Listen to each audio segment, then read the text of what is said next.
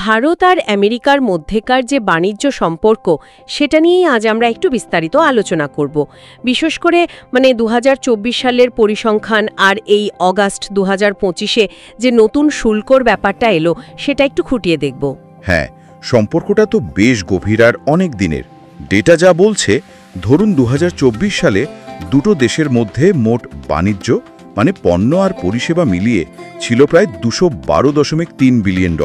বাহ, $212 বিলিয়ন! সংখ্যাটা তো বেশ বড়। এর মধ্যে ভারত থেকে আমেরিকায় রপ্তানি কতটা ছিল? শুধু পণ্যের কথা যদি বলি, শুধু পণ্য রপ্তানি ছিল প্রায় $87.3 বিলিয়ন। ভারতের দিক থেকে একটা বিরাট রপ্তানি বাজার হলো আমেরিকা। আর উল্টো দিকে আমেরিকার দিক থেকে দেখলে ওদের তো তাহলে একটা বাণিজ্য ঘাটতি থাকছে ভারতের সাথে, তাই না? একদম।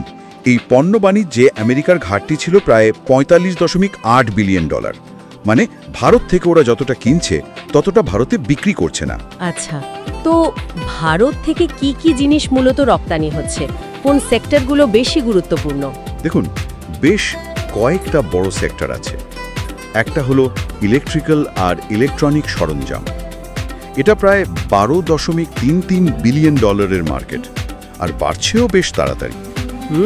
ইলেকট্রনিক্স আর ট্র্যাডিশনাল যেগুলো, যেমন ধরুন গয়না।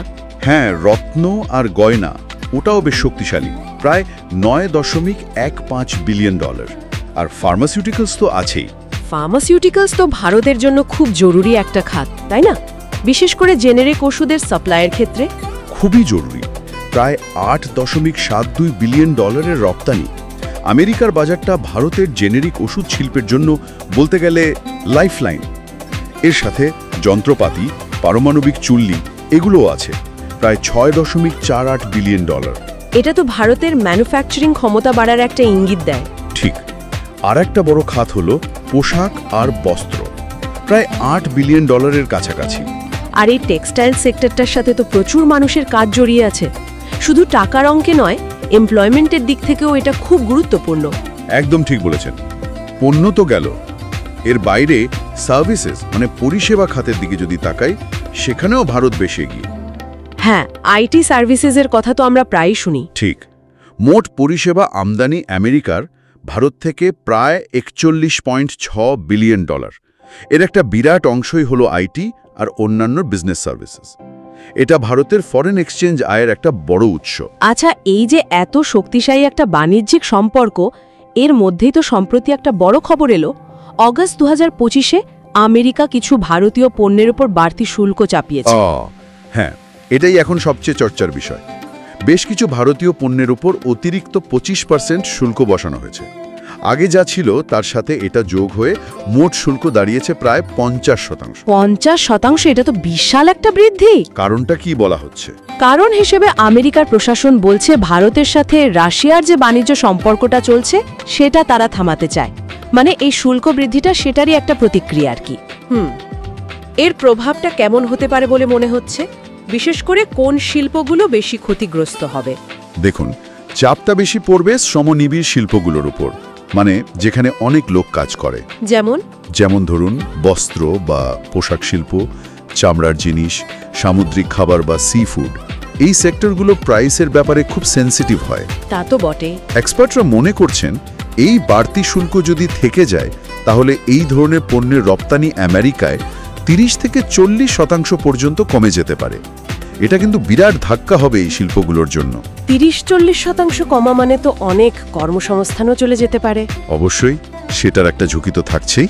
কিন্তু এর মধ্যে একটা ব্যাপার শুনলাম যে কিছু গুরুত্বপূর্ণ খাত, যেমন ফার্মাসিউটিক্যালস বা কিছু ইলেকট্রনিক্স, সেগুলোকে নাকি এই নতুন শুল্কের আওতার বাইরে রাখা হয়েছে। হ্যাঁ, এটা খুব ইন্টারেস্টিং একটা পয়েন্ট। আপাতত ফার্মাসিউটিক্যালস আর নির্দিষ্ট কিছু ইলেকট্রনিক্স আইটেম এই 25% অতিরিক্ত শুল্কের বাইরে আছে। এর কারণ কি হতে পারে? কোনো স্ট্র্যাটেজিক কারণ মনে করা হচ্ছে সেটাই। হয়তো আমেরিকার নিজেদের সাপ্লাই চেন বা স্বাস্থ্য ব্যবস্থার জন্য এই জিনিসগুলো এতটাই জরুরি যে তারা এখনই এগুলোর উপর চাপ বাড়াতে চাইছে না। যেমন ভারতের জেনেরিক ওষুধের উপর আমেরিকার নির্ভরতা কিন্তু বেশ ভালো রকম। আচ্ছা, বুঝতে পারছি। তাহলে সব মিলিয়ে ছবিটা বেশ জটিল। একদিকে ভারত মার্কিন বাণিজ্য বেশ শক্তিশালী, অনেক দিকে ছড়ানো। হ্যাঁ, ভিত্তিটা মজবুত।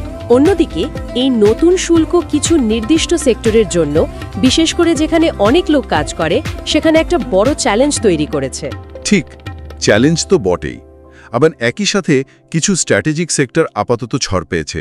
তাহলে মূল প্রশ্নটা দাঁড়াচ্ছে যে এই যে শুল্ক পরিস্থিতি বদলালো, আর এর পেছনে যে ভূরাজনৈতিক কারণগুলো রয়েছে, এগুলো লম্বা দৌড়ে ভারত মার্কিন বাণিজ্য সম্পর্কের ওপর ঠিক কেমন প্রভাব ফেলবে। একদম, এটাই দেখার বিষয়, এই সম্পর্কের অভিমুখটা কোন দিকে যায়। আর যে খাতগুলো এখন ছাড় পেয়েছে, মানে ধরুন ফার্মাসিউটিক্যালস, তাদের ভবিষ্যৎ কতটা সুরক্ষিত, এই প্রশ্নগুলো কিন্তু থেকেই যাচ্ছে। এই নিয়েই না হয় আমাদের শ্রোতারা একটু ভাববেন।